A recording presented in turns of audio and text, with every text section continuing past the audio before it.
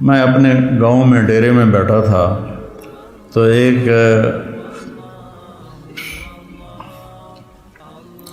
شخص میرے پاس ہے اپنے بیٹے کو لے کر، رحم دین اس کا نام تھا، فوت ہو گیا۔ اس کا بیٹا ایک مدرسے سے فارغ ہو کر آیا تھا، مجھ سے کہتا ہے میاں صاحب، ہمیں وہاں میاں صاحب کہتے ہیں، میاں صاحب اے میرا پتر پڑھیا تو ہے پر کڑیا کوئی نہیں، ایک ان پڑھ آدمی کا تجزیہ، اے میرا پتر پڑھیا تو ہے پر کڑیا کوئی نہیں۔ دودھ جب کاڑا جاتا ہے نا تو وہ ملائی آ جاتی ہے اور وہ ذرا گاڑھا بھی ہو جاتا ہے، مزیدار بھی ہو جاتا ہے۔ تو ہمارے بچپن میں اتنے بڑے بڑے گڑھوں میں سارا دن دودھ کے نیچے اپلے وہ جلتے رہتے تھے اور وہ اتنی بڑی ملائی کی تہ اس پہ آتی تھی اور پیلا زرد ہو جاتا تھا، تو وہ بہت پسند کیا جاتا تھا پینے میں بھی، اس کی ملائی کھانے میں۔ تو جو آدمی ایک اچھے کردار والا بن جاتا تھا تو اسے کہتے تھے میاں کڑے ہویا ہے۔ اب سمجھ گئے یہ مثال؟ اے میرا پتر پڑھے آتا ہے پر کڑیا کوئی نہیں۔ میں کہا کیوں ہے؟ کہ انتا ماں پیو نال گل کرن دا ہی ول نہیں ہم، اسے تو یہ نہیں پتا کہ ماں باپ سے بات کیسے کرنا، اتنی بدتمیزی سے بولتا ہے۔ تو مٹی تے سو پڑھ کے آیا، تو میں تم سے یہ نہیں چاہتا ہوں کہ تم جاؤ تو تمہارے ماں باپ کہیں پڑھیا تا ہے پتر پر کڑیا کوئی نہیں ہوں۔ تم اپنے ماں باپ کے سامنے وخفض، جھک جاؤ، لہما جناح الذل من الرحمہ، محبت سے، جبرن نہیں، محبت سے، اور دل سے یہ دعا کرو رب ارحمہما کما ربیانی صغیرا۔ جب سے میرے ماں باپ فوت ہوئے، 88 میں میرے والد فوت ہوئے، میں نے 10 نفل شروع کیے ان کے لیے۔ 2001 میں والدہ فوت ہوئی، اب ان کو بھی 20 سال ہو گئے، 21 سال۔ میں دونوں کے لیے 20 رکعت نفل روزانہ پڑھتا ہوں۔ میں بیمار ہو جاؤں تو الگ بات ہے، سر میں درد ہلکا پھلکا ہو تو میں پڑھتا ہوں، شدید ہو جائے پھر رہ جاتا ہوں۔ تو میں 1000 نفل بھی روزانہ پڑھوں تو میں والدین کا حق ادا نہیں کر سکتا۔ ایک شخص آیا، حضرت عبید اللہ بن عمیر تابعین میں سے ہیں، کہا جی میں نے خراسان سے اپنی ماں کو کندھے پہ بٹھایا اور مکے تک لا کے سارا حج اس کو اپنی کمر پہ بٹھا کے کروایا، میں نے ماں کا حق ادا کر دیا۔ تو انہوں نے کہا ولا طلقۃ واحدہ، ایک طلقہ کا بھی حق ادا نہیں۔ طلقہ کسے کہتے ہیں؟ کہ جب بچہ پیدا ہونے لگتا ہے تو ماں کو دردیں، کوئی لہریں اٹھتی ہیں، وہ ایک لہر آتی، اس کی چیخیں نکال دیتی، پھر وہ لہر تھم جاتی، پھر دوبارہ اٹھتی ہے تو پھر اس کی چیخیں نکلتی ہیں، پھر وہ تھم جاتی۔ ایسے گھنٹوں وہ لہریں چلتی ہیں اور وہ جو ماں ہوتی ہے وہ تڑپ تڑپ کے کہیں جاتی ہے۔ تو وہ جو بے شمار دردوں کی لہریں اٹھتی ہیں، تو انہوں نے فرمایا ابھی ایک درد کی لہر کا حق بھی ادا نہیں ہوا، ولا طلقۃ واحدہ، ابھی ایک کا حق بھی ادا نہیں ہوا۔ ایک شخص نے اپنی ماں کو حج کرایا پیدل، اور طواف میں تھا تو عبداللہ بن عمر نظر آ گئے، تو طواف سے فارغ ہو کر کہنے لگا جی میں نے ماں کو پیدل حج کرایا ہے۔ وہ کافی لمبا سفر ہے اور وہ سب پہاڑ تھے، نہ سرنگیں تھیں نہ راستے تھے، پہاڑ تھے۔ تو میں نے ماں کا حق ادا کیا، تو ان کا ولا زفرۃ واحدہ، کہ تیری ماں تجھے اٹھاتے ہوئے تھک تھک کے جو لمبے سانس لیتی تھی، یہ زفرہ ہے، کبھی ایک سانس کا بھی حق ادا نہیں۔ حضرت عمر کے پاس ایک شخص آیا، جی جیسے میری ماں نے میرے کپڑے دھوئے میں دھوتا ہوں، میرے پخانے دھوئے پخانے دھوتا ہوں، پیشاب دھوئے پیشاب دھوتا ہوں، مجھے کھانے کھلائے میں کھانے کھلاتا ہوں، میں نے ماں کا حق ادا کر دیا۔ تو حضرت عمر نے کہا نہیں۔ کہا کیوں؟ کہ وہ جب تجھے پالتی تھی نا، تیرے پیشاب پخانے دھوتی تھی، تیری زندگی کے لیے دعا کرتی تھی، اور تو جب اس کے لیے یہ مشقت اٹھاتا ہے تو کہتا ہے یا اللہ جلدی بولا، اللہ تھک گیا۔ تو نے ماں کا حق ادا نہیں کیا. تو کہنا میرے نبی نے تمنا کی میری ماں مجھے پکارتی تو میں نماز کے اندر کہتا لبیک. تو بچوں، آپ ابھی بچے ہیں، آپ کے ماشاءاللہ والدین زندہ ہوں گے انشاءاللہ، اللہ خیر کرے. کسی کا فوت بھی ہو جاتا ہے تو اللہ کی تقدیر ہے. تو یہ میرے رب کا اس کو اتنا دہرایا اللہ نے، پورے قرآن میں دہرایا ہے، پورے قرآن میں دہرایا کہ اپنے ماں باپ کے ساتھ وہ جو وصایا ثلاث ہیں، اللہ تشرکوا باللہ شیئا وبالوالدین احسانا. وہاں بھی سورہ انعام میں 3 وصیتیں قرآن میں آتی ہیں. تو پہلا ہے شرک نہ کرو، اور پھر بالوالدین احسان، والدین کے ساتھ احسان کرو. احسان ہوتا ہے کسی کام کو سب سے اعلیٰ درجے پر کرنا، اس کا نام احسان ہے. هل جزاء الاحسان الا الاحسان، تو اللہ پر کوئی احسان تو نہیں چڑھایا ہم نے. هل جزاء الاحسان کہ تم نے میری اطاعت کو بہت اعلیٰ درجے پہ پورا کیا، تو اب میری طرف سے تمہارے اوپر بھی بہت اعلیٰ درجے کا صلہ آئے گا، اور وہ جنت ہے. ابن القیم نے روایت نقل کی کہ ایک آدمی ایسے بیٹھا ہوگا تو ایک منظر، صرف ایک منظر کو دیکھنے میں اسے سالہ سال گزر جائیں. 70 سال کا مطلب ہوتا ہے بہت زیادہ. وَإِن تَسْتَغْفِرْ لَهُمْ 70 مرة، پتہ نہیں کتنے سال وہ ایسے بیٹھا اس میں گم مزہ لیتا رہے گا، مزہ لیتا رہے گا، مزہ لیتا رہے گا. یہ تو تھوڑی دیر کے بعد ہماری طبیعت بھر جاتی ہے. بس یار بس. پہلی دفعہ میں گیا کینیڈا تو میں نے خود کہا نیاگرا فال جانا ہے. دنیا کی سب سے بڑی جو آبشار ہے وہ نیاگرا ہے. عجب اللہ کی قدرت ہے، دیکھ کے حیرانی ہوتی. تو ہم شوق سے گئے. دوسری دفعہ کینیڈا گیا تو میں نے نہیں کہا، مقامی لوگوں نے کہا نیاگرا چلے، میں نے کہا چلو، چلے گئے. تیسری دفعہ میں کینیڈا گیا تو انہوں نے کہا جی نیاگرا چلے. میں کہا ویکھ لیا، بس کرو ہن کی ویکھنا. ٹھیک، دل بھر گیا. جنت میں ایسا نہیں ہوگا. ہر لمحے سما بدلتا جائے گا، ہر لمحے. هل جزاء الاحسان الا الاحسان. تو لہٰذا وہ اس میں گم ہو کے مست ہو جائے. تو اللہ کہیں کہ میرا بندہ ایک ہی چیز میں گم ہو گیا، اسے کوئی اور مزہ کراؤ، اس کوئی اور مزہ کراؤ. تو ایک دم اس کے کندھے پہ ہاتھ لگے گا ایسے. جو یوں مڑ کے دیکھے گا تو ایک لڑکی ہوگی، اس کو دیکھتے پورا یوں مڑ جائے گا. وہ کہے گی امالک فینا من رغبت،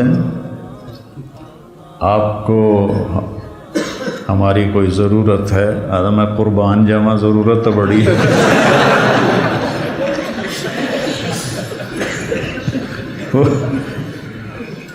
وہ کہے گا تو ہے کون؟ تو میری جنت میں سے نہیں ہے.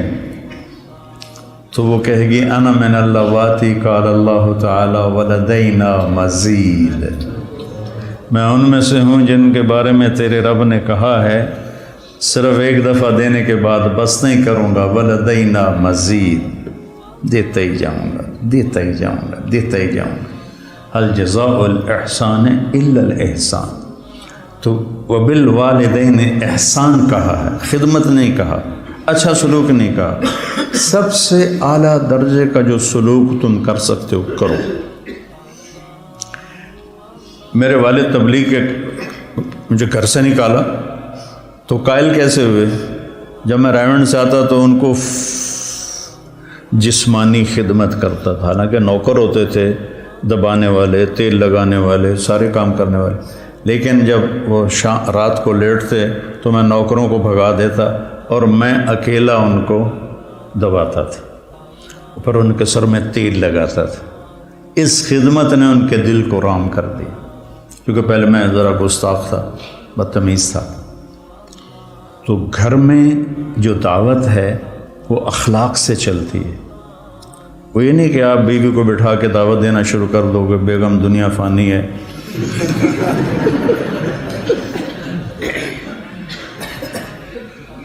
تو گھر میں جو آپ کا سکہ جمے گا، جھک جانے سے جمے گا. ماں باپ کے لیے چائے بناؤ، کپڑے دھو، ان کو دباؤ، ان کے سر میں تیل لگاؤ، ان کی آنکھ کا اشارہ سمجھو، تو میں سمجھوں گا کہ آپ نے صحیح قرآن پڑھا ہے۔ اور رشتہ داروں میں بھی زبان سے دعوت نہ دیا کرو، اپنے اخلاق سے، چونکہ رشتہ دار سب سے مشکل ہوتا ہے تعلق قائم کرنا رشتہ داروں۔ یہ بھی تو اللہ نے اتنی آیات اتاری ہیں اور اتنی احادیث ہیں، تو اس میں سب سے مشکل ہوتا ہے رشتہ داروں سے تعلق قائم کرنا، کہ وہ رویے ٹکراؤ ہوتا ہے، تو اس میں آپ کے اخلاق، آپ کی تواضع، آپ کی عاجزی، کوئی ان میں سے بدتمیزی کرے تو آپ کا برداشت کرنا عموماً، اور والدین خاص طور پر۔ لیکن اس میں ایک بات کی احتیاط رکھنی ہے کہ کل کو اللہ آپ کی شادی کروائے تو شادی بیوی کے معاملے میں احتیاط کرنی ہے۔ آپ کے ماں باپ کا آپ پر پورا حق ہے، لیکن آپ کی بیگم پر ان کا کوئی حق نہیں۔ میں بچیوں سے بھی کہتا ہوں کہ تم اپنے ماں باپ کو چھوڑ کے آ گئی ہو، اب اپنے خامد کے ماں باپ کو اپنے ماں باپ بنا دو۔ اور خامد کے ماں باپ سے کہتا ہوں کہ تم نے اپنی بیٹیوں کی شادیاں کر کے روانہ کر دیا اور تمہاری حویلی خالی ہو گئی بیٹیوں سے، تو تم ایسا کرو کہ یہ جو بہو آئی ہے اس کو اپنی بیٹی بنا لو۔ جب اس کو بہو کی نظر سے دیکھتی ہو تو پھر تمہارے اندر حسد پیدا ہوتا ہے، غصہ پیدا ہوتا ہے۔ اسے بیٹی کی نظر سے دیکھو، یہاں تمہاری جگہ، اس بہو کی جگہ تمہاری بیٹی بیٹھی ہوتی تو تمہاری نظروں میں کیا پیار ہوتا۔ جب بیٹی کو تم نے روانہ کر دیا ہے، اب پیچھے یہ تمہاری بہو آ گئی ہے، تو اس کو وہی نظر دو جو اپنی بیٹی کو دیتی تھی، تو گھروں میں خوشیاں۔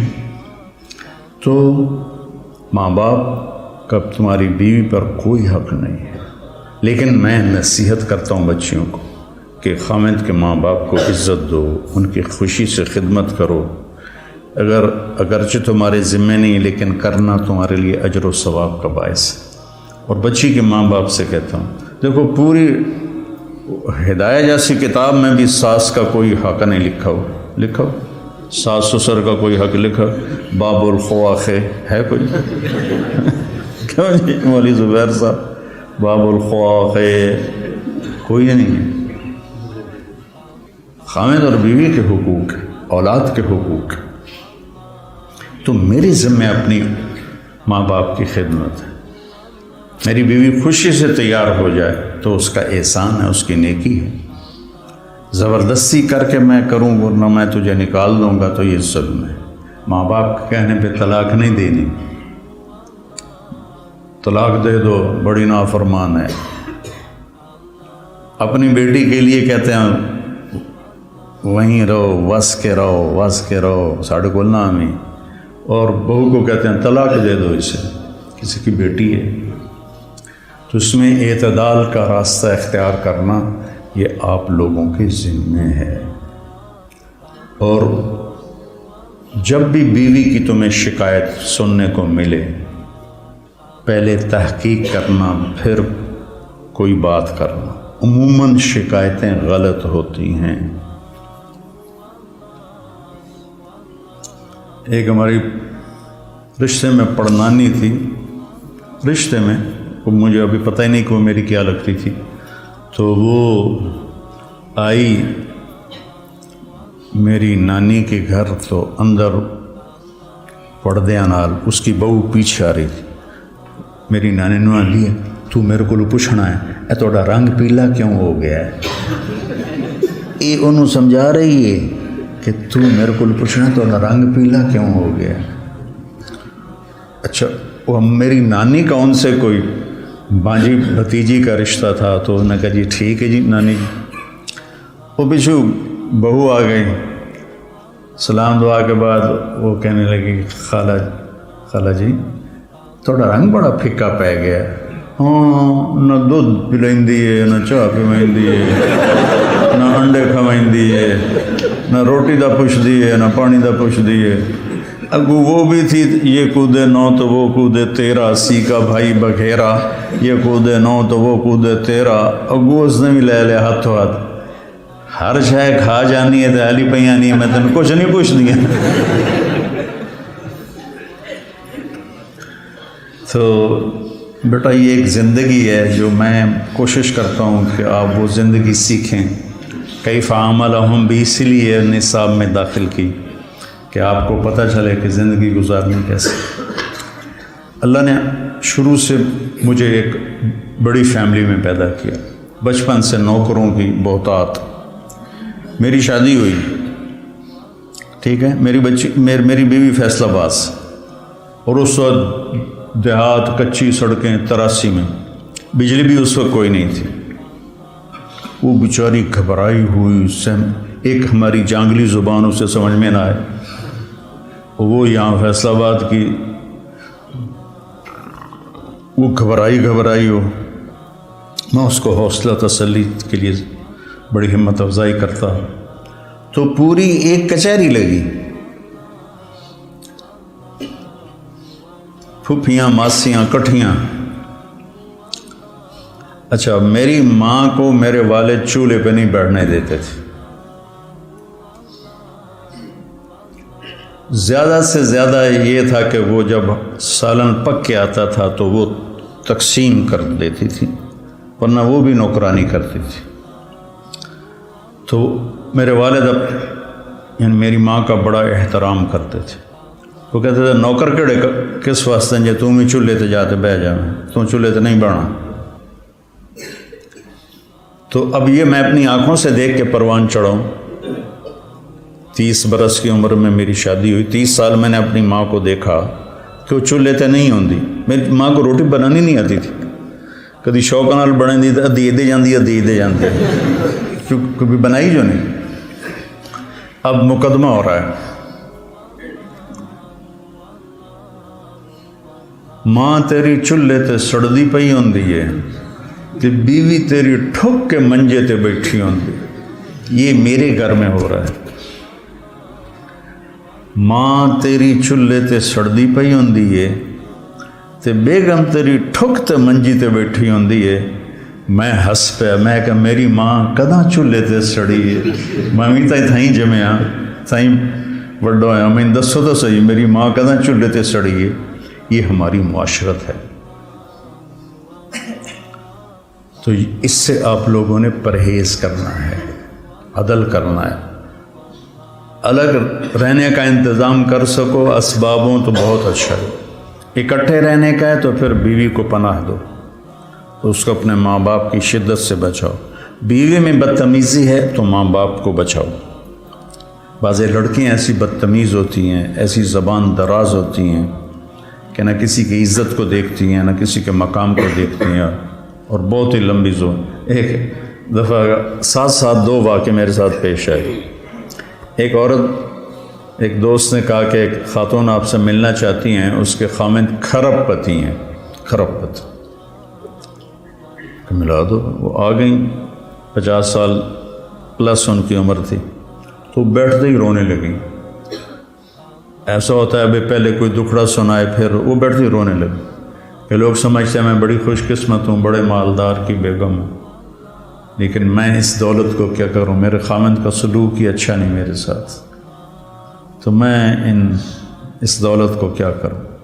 ٹھیک، اس سے کوئی چند ہفتے بعد میں کراچی جا رہا تھا، جہاز میں ایک نوجوان بڑا خوبصورت میرے پاس آ گیا، کہنے لگا مولانا صاحب اللہ نے مجھے سب کچھ دیا ہے، رزق دیا ہے، گھر دیا ہے، دولت دی ہے، لیکن میں اپنی بیوی سے اتنا تنگ ہوں، اس کی 30 فٹ لمبی زبان ہے۔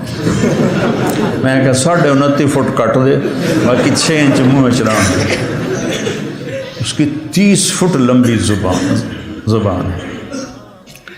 تو ایک بیوی کی بدتمیزی سے پریشان ہے، ایک خامند کی بدتمیزی سے پریشان ہے۔ اس لیے بعض اوقات جب بے جوڑ شادیاں ہو جاتی ہیں تو ماں باپ کہتے ہیں نبھاؤ۔ طلاق کس لیے ہے؟